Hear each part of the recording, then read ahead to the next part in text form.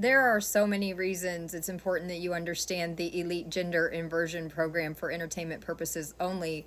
It seems like entertainment seems to be more accurate than mainstream media, in my opinion. So, the things that I could not get on board with were reptilians in the White House. I can get on board with the seventh grader that has proven that every single president, with the exception of one, are related on their mother's side because they are not in the right chromosome. Okay? So, with that being said, wouldn't it make a lot more sense that this is an androgynous human hybrid? Female, raised as a woman, but that started out with the ability to carry sperm and produce a child with an XX chromosome female. This is an XY chromosome male trained to be a woman. The reason that you need to understand this is because when did the laws change? It used to be illegal to be a homosexual out in public dressed up as a woman. This is a male. Those are the hands of a man. That is the skull of a man. There is absolutely not a doctor on this planet that's going to tell you that this is the skull, the eyebrows, or anything of a female. If they had to identify this person and all that was left was its skull, that's going to be a male. The hips, of course, are going to tell a lot. I'm a skull checker. So understanding that it's not okay to unalive people for their beliefs is something that, you have to get on board with. But understanding that the Holocaust was probably much about that and not about Jews is very important.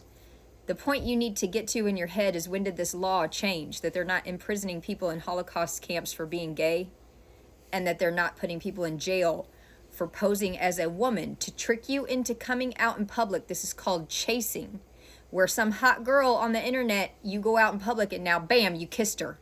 And you're all over the internet with a trans. Now they're going to back each other. Now they're in your pocket. Now you're getting blackmailed. You don't want the world to know, but we all got, you see? But here's the problem. While Harry Anslinger should have also been in jail, she was posing as a male to work for the Federal Bureau of Investigation, deceiving the nation, to slip in there and make marijuana illegal. So what'd you get arrested for? Do your papers say marijuana? Or do your papers say marijuana? That's probably going to be important, don't you think? United States Treasury Department. This is an article about peddling. Something about taking the focus off of the heroin epidemic, which, by the way, was also patented and sold. Much like cannabis. This is cannabis elixir, or RSO. The word poison on there is just a suggestion, as in that will knock your fucking ass out cold. As a matter of fact, this is what they used to perform operations with on even horses, okay?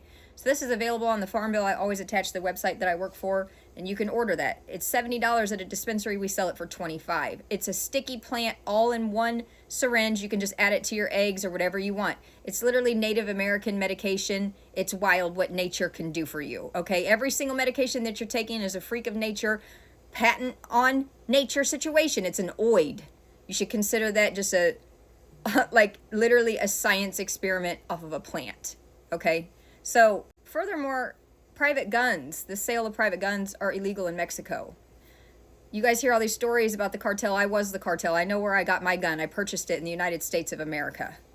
Seems like you could just walk right into a Mexican pharmacy. This is Cosmel. You could walk right in and purchase Adderall. You bring that back to the United States of America, and they're going to call that methamphetamines. Did you want some Percocet, some Retin-A for your skin, some Tramadol, Vicodin? What would you like? You guys have been lied to your entire lives. Understanding that I spent 4 years and 2 months in a federal penitentiary with 945 women will help you understand my full ability to recognize that this is a male. Those are the traps of a man. That's a wide neck of a man. Eyebrows are going to go out to here like a man. That's the skull of a man. There's a very manly man. Now, she started out a boy, baby boy, like this. Most likely born to transgender parents who are going to have the baby by surrogacy or adoption, and then they're going to do what they want with that baby.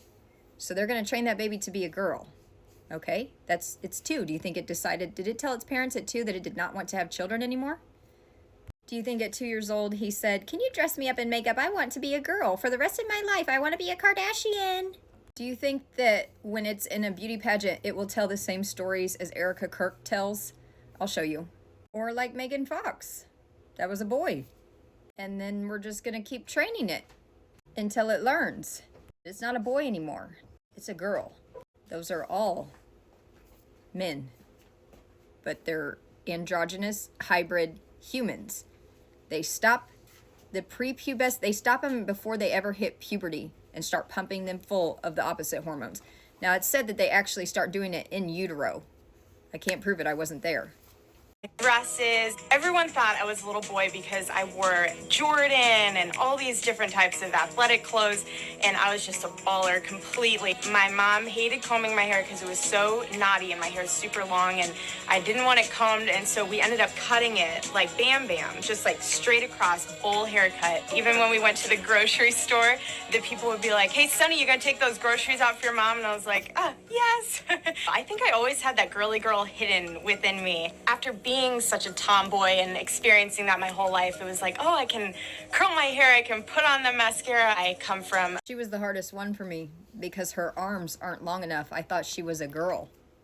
I really thought they got me on this one. This is the surgery where they shorten their arms.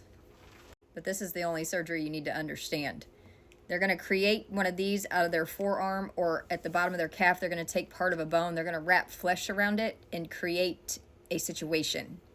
And if they were born with a situation, they're going to tuck the situation up inside of them so that they still have sperm, allegedly some of them. And then when they want to have a baby, there's a fly in here, but I am keeping it because I haven't seen a fly all year, and I have this pet fly, so I'm not going to kill him. Okay, I can't catch him. So basically, they're going to create one of those situations, or they're going to create that situation right there. And then sex trafficking is going to happen differently in this religion because it's not going to rise to the occasion. There would have to be a great in-depth conversation, I would think, about how exactly that's going to go. It's like not, it's probably like a, you know, I feel like there was no unconsensual trafficking. Is that the word? It kind of seems like you would have to agree to this situation because it would be like a hit and miss. Can you help me guide that? I'm guessing I wasn't there. So back to what I was saying is that, do you guys think that maybe you should get sober off the government so that you could see with great clarity what I see? I eat about 600 calories a day. Now's a good time as any to tell you that the Rockefeller Foundation is who said that you need 3 meals a day. That's insane. Our ancestors, they ate if they could, when they could, so they didn't die, you know? And then, like, I was so skinny when I was eating 3,000 calories a day. I weighed 113 pounds. I was doing a lot of Adderall and stuff like that. But literally, I just eat the RSO. I eat the gummies all day. It's a plant. I mean, it's not going to hurt you. It's going to help you. It can make you brilliant. And by the way, Kathy O'Brien's book should definitely be read. Transformation of America, the diary of a CIA mind control slave. They traded her father's prosecution for her to be a mind control slave for the pornography in his phone because they time travel and iPhones have been out since like the 1980s or 30s or something like that.